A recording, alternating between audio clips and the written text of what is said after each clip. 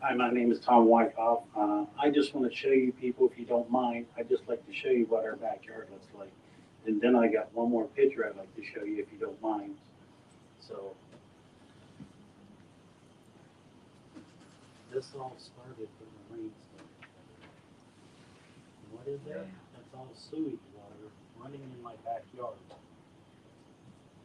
And they voted without listening to the public. You can see that on And my when Facebook it flooded, page. When it flooded, video. It's on my we got Facebook 4 page. inches of rain. Our whole backyard is covered in flood water.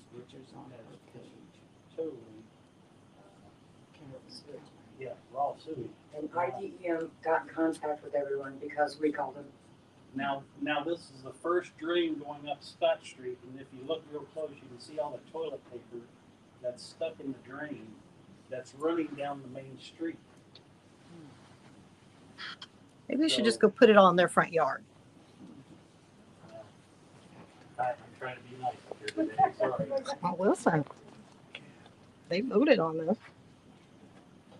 And I called Jim Davis and let him know when the storm started that it broke open again.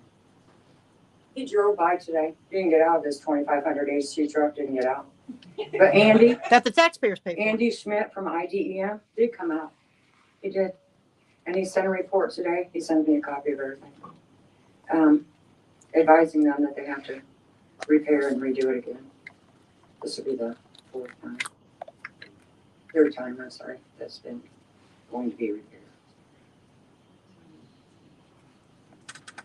So as what we're getting out of this is that I know you guys want to approve this first budget thing or whatever, but what I'm asking for is, first thing is between now and then, that somebody comes out and fixes my backyard, at least get it to the creek. I don't care if it goes in the creek, but I don't want it in my backyard.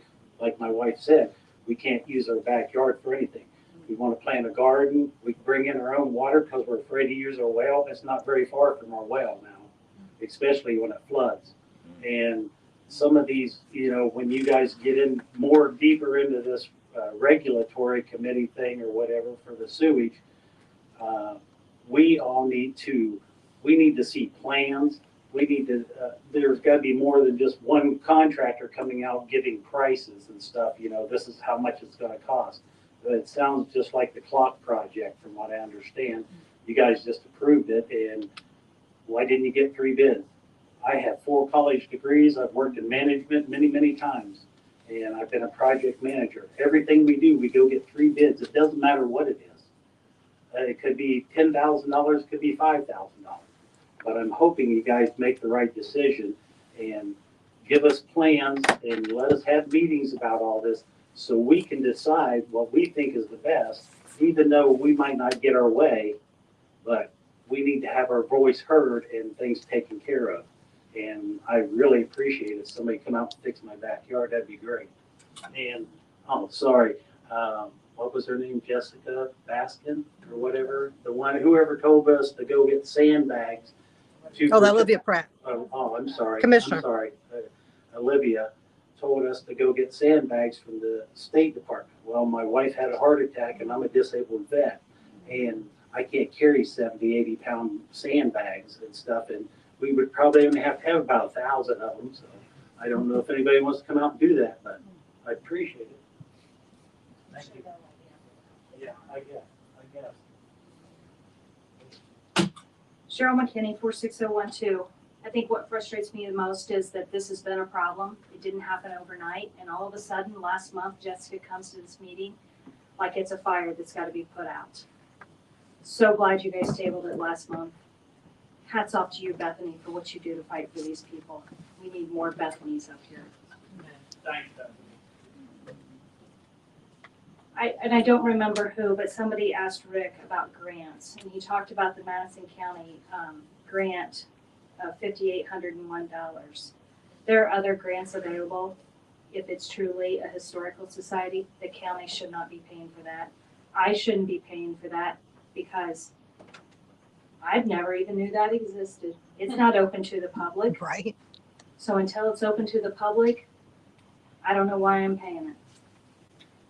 With regards to the Star Bank, I'd like to see Rick come back here next month and tell us how much he's getting in lease payments and where that money's going. Because that money should be paying for those repairs. Rick also mentioned that he could get people started, he had the money to start getting the paint fixed. Everybody knows you don't fix the walls until you fix the roof. I won't say what I think of that comment, I might get kicked out of here. And with regards to the clock tower, that was a backdoor deal. Never should have happened. Bethany again called them out on it. She got shut down again. If they had the money and they didn't think they had to come to you guys who are the fiscal body, that's wrong. That money can't be used for whatever Rick thinks it needs to be used. I don't know about anybody sitting up here, anybody sitting out here, who looks up at that clock tower. They were getting it maintenanced every year for $300 and some. That's all it needs is general maintenance. Nobody is looking up there. Nobody cares if it shines, trust me. Find me 100 people that really care. Find me 100. Thank you. Thank you, Bethany. Anybody else?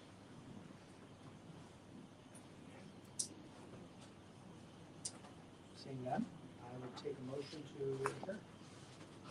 adjourn. We've had a good group. Counselor Steele, second.